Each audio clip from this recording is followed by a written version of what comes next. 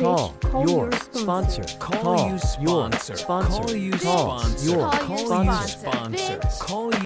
Bitch, call your sponsor. Call your sponsor. And not to say there's not some good stuff in there, right? Like I can speak at a bigger level, and sure, the showmanship takes over, but what happens is I'm way more able to access something higher than myself in that environment. Whereas the small group, I feel like they're just getting me, and I start like, am I enough?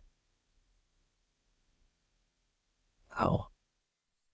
The question I've been asking myself and others, because sometimes I'll get a call and be like, I don't know what to do, and they're like, I have my pros and cons list, and this whole like brain activity is so loud, and I've learned to not go into that because that doesn't work, for myself and for others. And so the one question I've been asking myself and others is, what's in your heart? When I get quiet enough, what does the still small voice say? And or what is in my heart? And then there's a silence. Yeah. Do you have an answer? Do you have an example of that? So somebody had reached out and there was a whole pros and cons about doing something, not doing something. It was like a last minute thing, blah, blah, blah. There was a whole story narrative. And am I tired? Am I too tired? Can I really do this? And after they got through that whole cycle of thought and the whatever, and there was like a pause, and like an actual breath taken, I was like, and what's in your heart? And it was literally dead silence. And then they're like, yeah, I'm going, and it was like, yeah, you already knew. I knew. And I see it better in others, right? I could see the blind spots. And then I turn it back inwards. I'm like, oh my God, that's me. Like wanting to do it either perfectly or whatever, like the whole lot, the mind gets so involved. And it's like, but it's to your point, the void, when I go and get quiet, it's already there. The answer's there. Right. Oh my God, that's so good. Yeah, I was inspired by this by a meeting where the woman was talking about that she asked her body, like she checks in with her body, like, what do you want to do? How are you feeling? And I just felt that was so interesting. It's exactly what you're talking about. And for me now, it's just a retraining process of, instead of grabbing for the Amazon link, that I love that. Take a moment and check in with my body and be like, you're feeling discomfort. What do you want to do in this moment? What do you need from me in this moment? God, I love the online retail therapy link. And what I've sometimes been practicing is add to cart, save later. Those 2 clicks versus buy now. Right. Awesome. But this reminds me, I recently read, well, I've reread it again, the Rick Rubin book, it's called The Creative Active Way of Being. And in it, he talks about this coin flip test. And the coin flip test is, if I don't know which option A or B, is to flip a coin. And as it's in the air, I will wish for a certain side. Yes. Oh, that's so good. So good. I heard that and I was like, that is genius. Mm-hmm. Because I know the answer, right? And I just like have to do something in the physical plane in order to actually access what I already know. But right. Listening to. Right. It's like we should normalize that our bodies actually know before our minds do. Yes. And that should be my go-to instead of the thinking mind and figuring, that to normalize that. I just told you about the gambling stuff where like I can go up and do the kinesiology and lean forward. I just went and did it when I was in Chicago, by the way. And yeah, won and lost. Because I get out of the body and the mind goes, just do more. You'll make it up later. That transition happened so seamlessly and so quickly for me that I don't realize it. Exactly. And I think that's what they're telling us with meditation and prayer is that as we increase those aspects, that part will become more of a reflex than the Amazon link. But who wants to do all that work? Well, it's also gamified that link, you know, it makes a noise, it does a thing, something blinks, you know what I mean? It's like this whole situation. Dopamine. Yes. My car drives to that grocery store. And the 20-foot embankments are on either side. And how am I supposed to sit and check in behind my belly button when that's the only way to the drugstore, the dopamine store? Yeah. That track is I find so difficult. So like what's coming up for me is like, you know, I've had this pattern of relating to men and going after those that are unavailable, which is a very similar thing as my father, unavailable emotionally, you know, cheating on, you know, whatever. And so I find that is what I gravitate to. And the thing is, what I'm hearing in this conversation is the void, right? The void for me is space and pausing before I do whatever it is I do. Yes. And I would double down on this with so many people that I sponsor where they get so caught up in, I shouldn't be doing this, that we can't get past the reflex, or I shouldn't think this way, or I shouldn't behave this way, when you weren't the one who input the software. Like the software is there. Oh, this is how Phil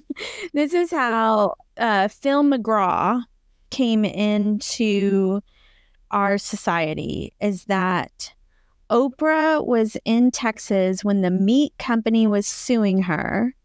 And obviously there was a million years ago, and she had to go in Texas and stay in Texas and go to these trials.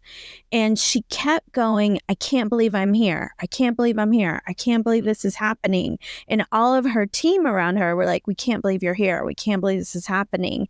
And Phil McGraw was the one who went up and was like, okay, you're here. It's happening. We got to move on. And he was the only one that talked to her like that, which is how he got into pop culture, you know? AKA Dr. Phil. Yes, which, am I a fan? No, but I am a fan of somebody having a spine and going against the grain sometimes, even if it just means it's some inner voice of me that's like, okay, like we don't have time to focus on who installed this software, why it's here, if you're good, if you're bad. Like we've just got to go with what's the solution or the next right action. So am I hearing that this is the split screen of victim and questioning and inquiry of like, how did we get, you know, why are we here versus like acceptance of like, this is where we are? That is really good. Like I've thought of this a million times and never put the word victim with it, but you're right. That's exactly what it is. It's the brain trying to figure out how we're a victim in the situation. Yeah. I didn't do anything. Can you believe this? Oh my God. You know? Or I did something. I'm the worst. I can't believe I made this happen. It's like, wait, the plumbing broke. Yeah. You didn't make that happen, I promise. Oh my goodness. That's interesting, because that's very fourth step for me. And it gives us, right, the person that doesn't think that their shit stinks. And it was just they're drinking, everything's fine. If everyone just did their own inventory, things would be great. And then there's ones like, I'm the biggest piece of shit. Like, I cannot believe I'm the worst person ever to live. Yes. But they're both self-centered. Exactly. Top of the heap versus bottom of the heap. Top of the heap versus bottom of the heap. And both are self-centered, and equanimity is our solution. Yeah. You do need to be a little full of yourself, and you do need to be a little humble. Yeah. It's like the 11th step says, it's when we align our will, our thinking with God's will, loving thoughts, that we begin to use it rightly. So I just heard somebody in a meeting say, I have it all over and God just decides and I'm out of my body and it's just God. And I'm like, well, read the 11th step, because it says when we align our thinking with God's thinking, we begin to use it rightly. So I'm not supposed to just totally disassociate like I did when, or like people do when they're being abused, and let God come in and take over. I'm supposed to be here, but I'm not supposed to be on top of a mountain or underneath a rock. Yeah. I would say that would be the equivalent of living in reality. This how boring. Who wants to do life on life's terms? No thanks. I'd rather be in delusional. Where is the drama? Where's the drama? Where's the drama? Okay, so we're on our final 5, and I have a question. I have 2 questions, because one I think might just need to be a whole nother episode. So I think I'll just hold on that topic. And I'm going to use the other questions. The question is, what is something that you are grateful for today that you never thought you would be grateful for?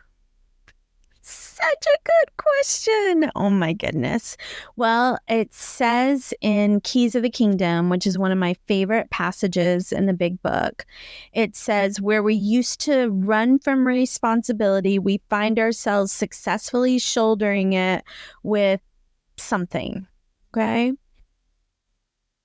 And I always said, I will never not run from responsibility. I will never say I find myself successfully shouldering it. Like, that sounds like a horror movie to me. I don't want to ever successfully shoulder responsibility. Blah, blah, blah.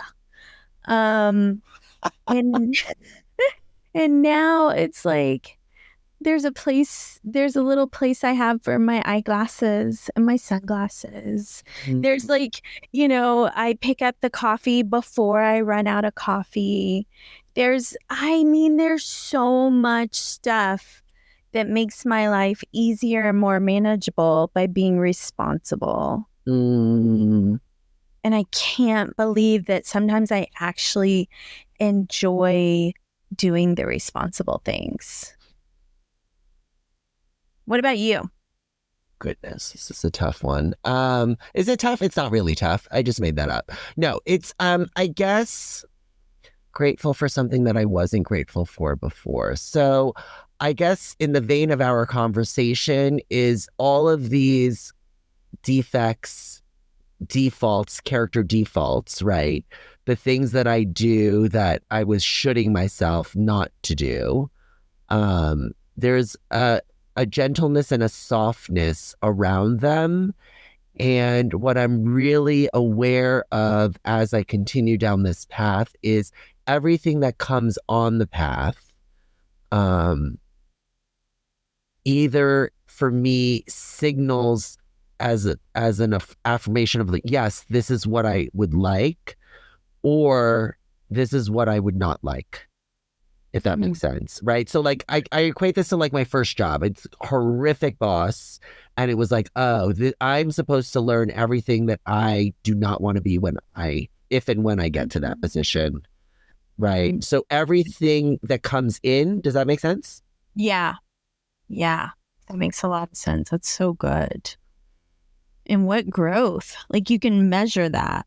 Yeah. Yeah. Amazing. Another great one. We've done it again. You're welcome, everyone. Thanks so much, Misty. Thanks, Sam. Hey, bitch. Call your sponsor. Call your sponsor. Call you sponsor. Call you sponsor. Call your Sponsor. Call you. Bitch, call your sponsor. Call your sponsor. Call your sponsor.